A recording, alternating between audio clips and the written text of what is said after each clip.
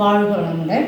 நம்ம கடவுள் வாழ்த்துல 8வது திருக்குறளாகிய அறவாழி அந்தணன் தாழ் சேர்ந்தார்க்கு அல்லால் பிற வாழி நீந்தல் அரிது. அப்போ இதை உச்சரிக்கும் போது பாருங்க, அறவாழி வந்து மிடில் டச்சாக வருது பாருங்க. அறவாழிங்கும் போது இழி நல்லா பின்னாடி மடிஞ்சு போகும். அந்தணன் அப்படின்னா இறைவன். தாழ் சேர்ந்தார்க்கு அல்லால் இறைவனுடைய பாதங்களை சேராதவனுக்கு பிறவாழி நீந்தல் அரிது. அதாவது அறவாழி அப்படின்னா அறம் உடைய கடலை தாண்டுவதற்கு கடவுளுடைய திருவடியை வணங்கணும் அப்படிங்கிறாங்க.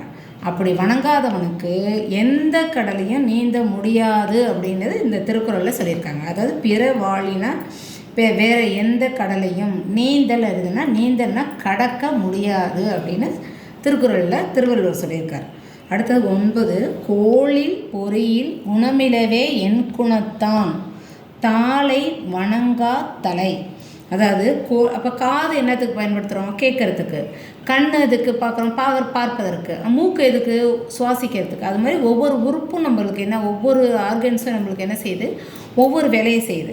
அப்போ இது மாதிரி என் குணத்தான்னா 8 குணம். என் குணத்தான் அப்படின்னா 8 குணத்தை உடையன் எத்தனை குணம் இருந்தாலும் கடவுளை வணங்காத தலை வேஸ்ட்டு, அதாவது பிரயோஜனமே இல்லை அப்படின்னு சொல்கிறது தான் தாளை வணங்கா தலை.